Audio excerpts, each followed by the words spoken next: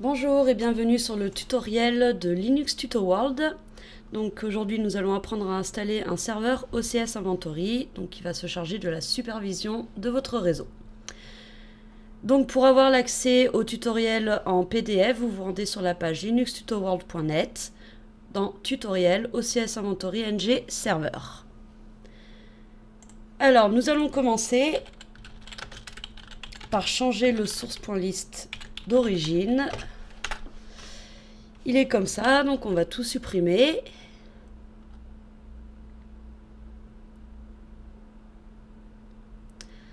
Donc c'est un peu long.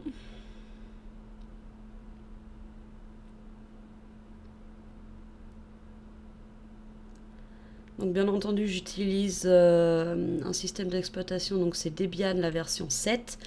Il est vierge de toute installation précédente. Alors pour ce faire, personnellement j'utilise sur la page librox.net le source.list qui me donne. Donc je prends toute cette partie là, sauf la partie sur Mozilla Firefox, je n'en ai pas besoin. Je retourne sur mon source.list et je colle.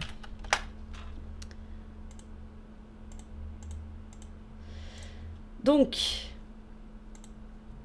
ensuite je vais commencer à installer les paquets nécessaires avec la commande make build essential. Désolé pour l'accent anglais. Donc je confirme l'installation. Et tout se fait sans erreur. Parfait.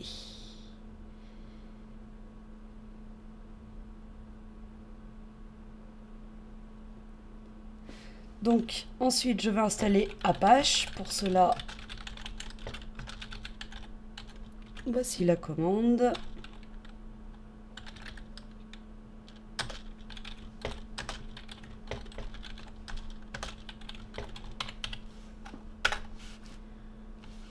Je confirme l'installation.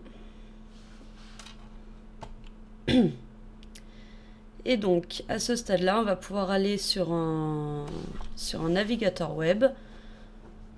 Donc, personnellement, comme vous le voyez, j'utilise celui de base, c'est Iceweasel. Et dans un nouvel onglet, en tapant localhost, on voit que mon serveur Apache a fonctionné. Donc, maintenant, je vais pouvoir installer MySQL.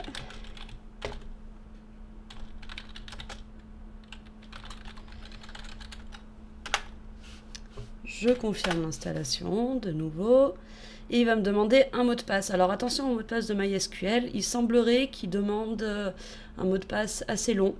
Donc faites bien attention. Mettez des majuscules, des minuscules, des chiffres, des caractères spéciaux, ce que vous voulez. Donc je confirme le mot de passe et il s'installe. Gardez-le bien sous la main, on en aura besoin plus tard.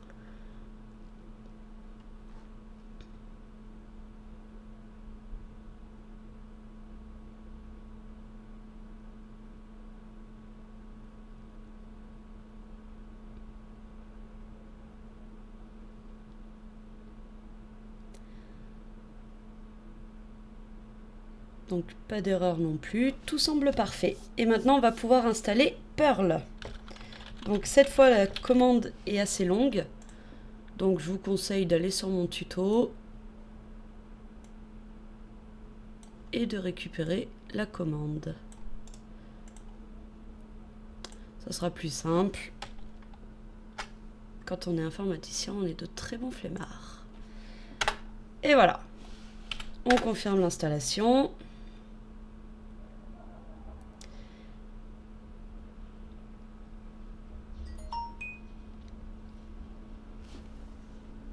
Alors, à la prochaine étape, on va mettre à jour CPAN. Pour cela, on va d'abord taper la commande perl mcpan shell. Est-ce qu'on veut configurer automatiquement? Bien entendu. Est-ce qu'on veut utiliser un miroir le plus proche de nous? Je mets oui. Donc, le CPAN se charge et on va rentrer dans une espèce de prompt où on va taper certaines commandes. Donc le temps qu'il cherche les différents miroirs les plus proches de chez nous.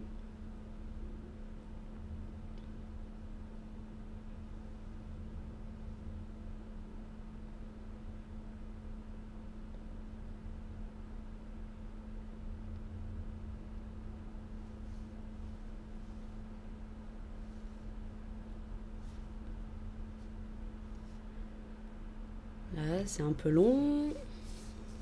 On attend patiemment.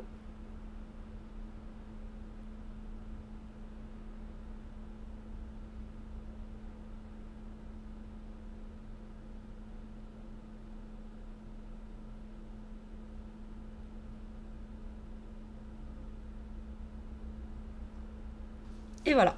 Donc voici le prompt de CPAN. Alors, première chose, on va faire l'installation de CPAN.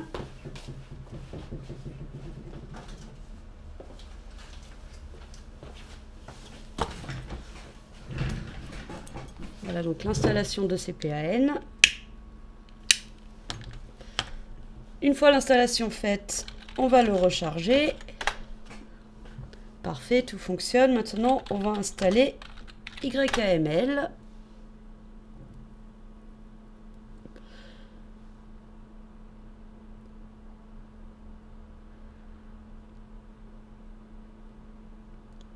Donc tout se passe bien, parfait. À certains moments, on voit quelques erreurs, mais ça pose pas de problème. Pour notre serveur OCS. Forcément, on n'a pas l'utilité de tout. Alors maintenant, on va installer les entités de XML. Attention à la commande, il y a deux points.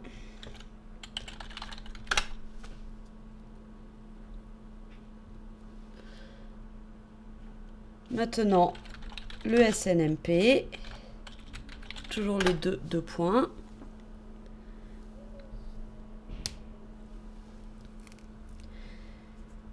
Et on peut sortir du prompt. Maintenant, on va installer phpMyAdmin.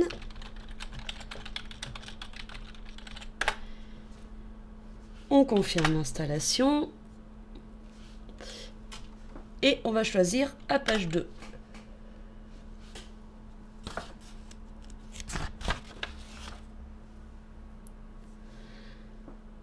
Est-ce qu'on configure la base de données de phpMyAdmin avec dbconfig common? Pourquoi pas? Et là, on donne le mot de passe MySQL qu'on a donné donc tout à l'heure. Le mot de passe de MySQL pour phpMyAdmin et on confirme le mot de passe. L'installation se fait sans problème. Alors, on va redémarrer le service Apache 2.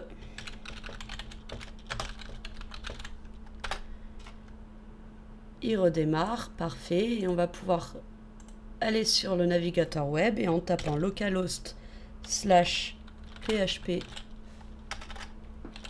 myadmin. Est-ce que j'ai fait une erreur?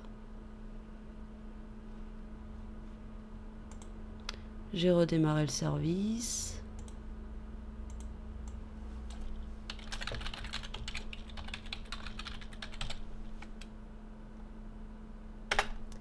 Oui, j'ai oublié une petite étape.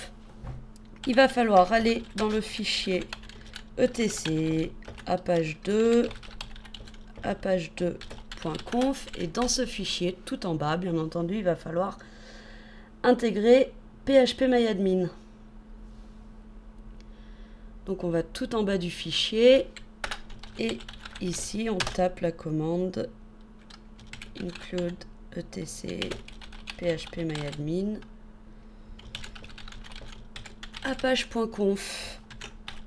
On enregistre, on redémarre le service Apache 2 et cette fois-ci ça va fonctionner. Et voilà.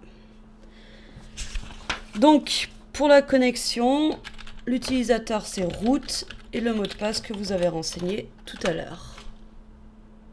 Et on rentre dans phpMyAdmin. Alors ici on va créer la base de données d'OCS. Donc on va dans base de données et on va l'appeler par exemple OCS Web. on la crée. On va dans la base de données OCS Web et on va lui créer un utilisateur. Donc, ajouter un utilisateur. On va l'appeler OCS. Il est en local. On va lui donner un mot de passe.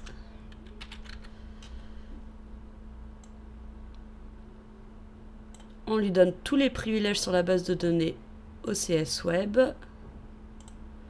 Et pour les privilèges globaux, on lui met tout. Exécuter. De nouveau, on va redémarrer le service à page 2. Si vous voulez les services SNMP, on va les installer maintenant.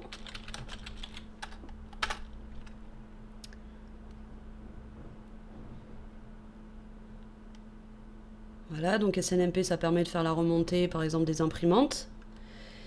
Et si on veut utiliser le module LDAP avec PHP, on tape la commande php5-LDAP. Tout se passe bien. Maintenant, on va pouvoir télécharger, installer le serveur OCS. Donc pour ça, on va devoir le télécharger.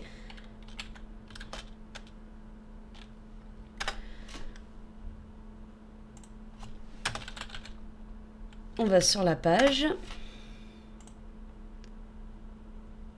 Et dans téléchargement OCS Inventory NG pour Linux. On renseigne les infos, nom, prénom, le poste occupé, l'entreprise, le pays, l'adresse mail,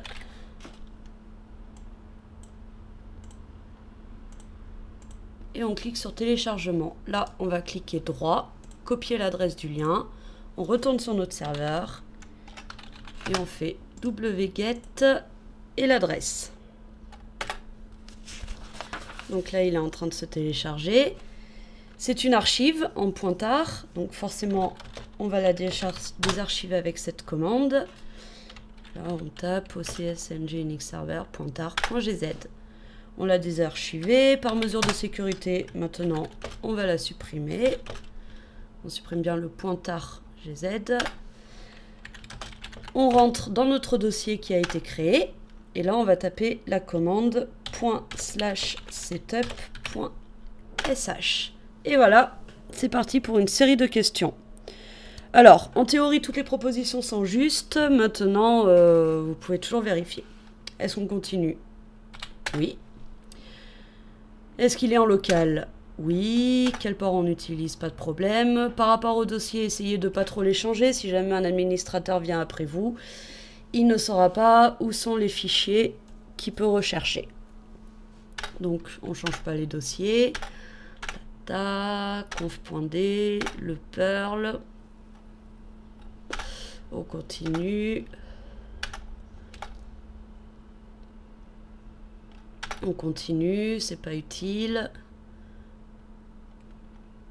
On accepte. Oui. On continue. Le dossier est parfait. Et voilà. Donc maintenant, on va pouvoir aller sur une interface, taper. Alors, toujours pareil, avant toute chose, on redémarre le service Apache. Et là, en tapant ça, localhost/OCS reports, on arrive sur cette page. Alors, on voit qu'au début, il y a un warning. Donc, on va regarder comment réparer ces erreurs. Donc, il nous parle des post max size et des upload max file size. Donc, pour ça, il faut se rendre dans le fichier qui se trouve dans etc php5 à page 2 et c'est le fichier php.ini. On va rechercher le post max file size et je vais mettre 201 mégas. Maintenant on recherche l'upload max et je vais mettre 200. Par mesure de sécurité, il vaut mieux mettre le poste supérieur au upload. On enregistre. Ensuite, on voit qu'il vous dit, en gros, si on change dans la base de données l'utilisateur OCS, il faut absolument le modifier dans ZOCS Inventory Server.conf. Donc le chemin, c'est dans le dossier etc, à page 2, conf.d et c'est z-ocs inventory server.conf. Si on veut le modifier, c'est ici que ça se trouve. Donc on voit notre base, c'est OCS Web, notre utilisateur OCS et notre mot de passe OCS. On a juste à modifier OCS et c'est bon. Maintenant, on va pouvoir se connecter. Alors, avec le mot de passe MySQL.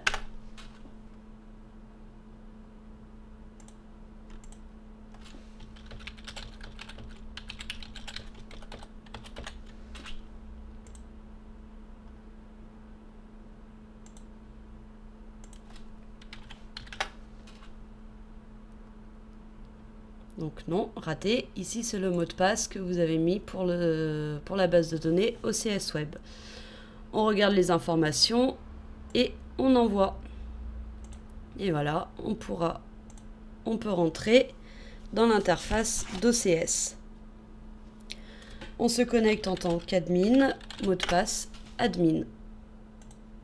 Pour le changer, on va venir ici et on met le mot de passe qu'on veut utiliser pour se connecter. Donc là, il nous dit, attention, notre install.php existe toujours. Donc, on va le supprimer. Et pour cela, il se trouve dans le dossier user, share, OCS Inventory Reports, OCS Reports. Et donc, on supprime install.php. C'est tout bon. Ensuite, il nous dit, attention, parce que le mot de passe par défaut SQL pour la base de données OCS Web, c'est celui par défaut. Donc là, pas de problème, on retourne là-dessus, on change le mot de passe. On pense à le changer aussi dans le fichier z-ocs inventory server. Et voilà pour l'installation. Donc j'espère qu'elle s'est bien déroulée pour vous. Et n'hésitez pas du coup à venir sur notre site internet linuxtutoworld.net pour avoir le tutoriel directement et avoir toutes les commandes nécessaires. Merci beaucoup et à bientôt.